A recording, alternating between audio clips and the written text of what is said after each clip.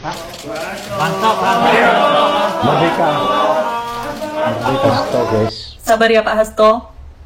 Oh, padahal udah dikawal sama masa yang banyak banget ya, naik mobil suara rakyat, mobil yang sama atau kebetulan sama dengan yang kemarin dipakai sama mahasiswa yang demo Indonesia gelap ya.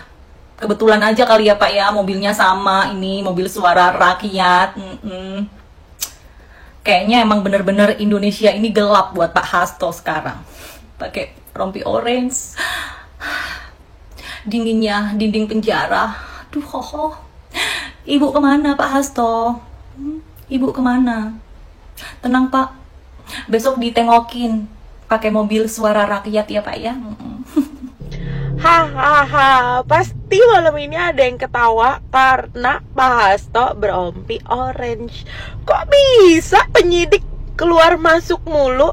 Kok bisa juga penyidik dengar pesanan keluarga? Tapi nggak apa-apa Pak, justru ini awal perlawanan itu. Jadi kita akan bongkar satu persatu. Ini akan makin seru.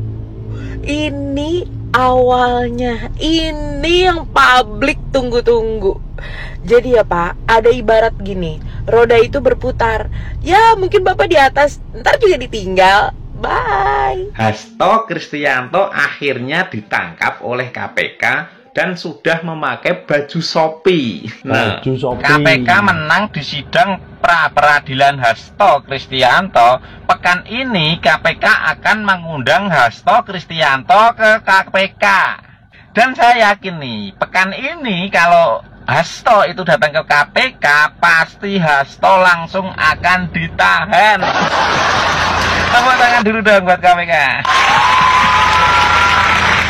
Dulu ada yang bilang bahwa kalau Hasto ini ditangkap oleh KPK atau oleh polisi, maka Ibu Ketum PDIP itu akan langsung mendatangi Polri atau KPK buat nyelamatin si Hasto. Jadi saya bilang sama Hasto, udah nggak usah takut. Nggak usah takut. Nanti kalau kamu diambil, aku pergi ke Kapolri. Aku bilang gitu. Coba pingin apa ngomong si Kapolri itu. Tenang aja Pak. Dan ternyata sebelum Ibu Ketum itu datang ke KPK, KPK malah sudah mengasih undangan kepada Ibu Ketum. Jadi kemungkinan besar besok Ibu Ketum juga akan tertangkap juga nih. Soalnya kenapa? Ibu Ketum ini dalam kasus Harun Masiku kan dia juga menandatangani itu tanda tangan basah. Nah, otomatis duitnya juga mengalir ke Bu Ketum. Dan setelah Hasto ini ditetapkan sebagai tersangka, nih pernyataan dari PDIP nih. Katanya PDIP itu tidak ada sangkut pautnya dengan kasusnya Hasto. Ternyata Bu Ketum yang kemarin koar-koar itu ternyata setelah dikasih undangan sama KPK, ternyata Bu Ketum ciut juga ya. Delogo. Ini parah nih. Hah? Itu bener nggak sih? Itu kayak Pak Hasto, bener nggak sih? Benar. Apa mata saya kurang lihat gitu ya? Ini parah nih. Tapi bener kayak Pak Hasto itu. Ah, nggak mungkin lah.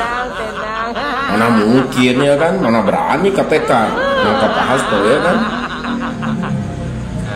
Tapi ini parah nih. Tapi benar itu. Kayak Pak Hasto bener.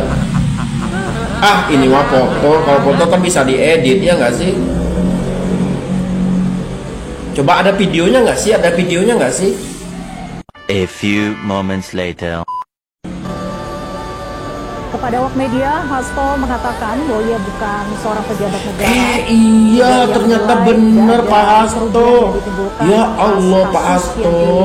Tuduhkan kepadanya. Saya ikut bahagia, saya ikut bersedih ya Pak Hasto. Dan juga ya Allah. Kasus perintangan penyidikan atas Harun Masiku. Nah, kalau begini keren nih KPK nih, acungin jempol nih kalau kayak gini, jangan pimplan ya enggak?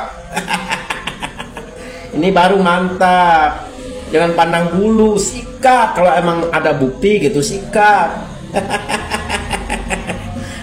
Ayo, saya tunggu nih. Mana kemarin katanya mau buka-bukaan? Si Koni mana, Koni? Coba, berani nggak buka-bukaan? Ayo sekarang waktunya, momennya buka-bukaan sekarang. Ayo. Katanya ada video-video pejabat lagi disimpan di Rusia sana. Nah sekarang waktunya, momennya dibuka biar rakyat tahu, ya kan? Ayo buka-bukaan sekarang.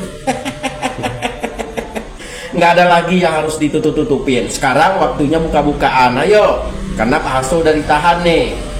Ayo Koni mana Koni? Ditunggu video-videonya, oke?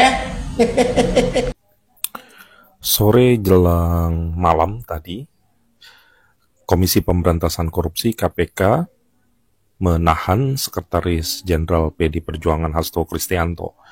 KPK menyatakan Hasto diduga melakukan penyuapan dan juga perintangan penyidikan dalam kasus Harun Masiku. Kita sebagai publik tentu harus mendukung penegakan hukum dan memastikan hukum itu tegak.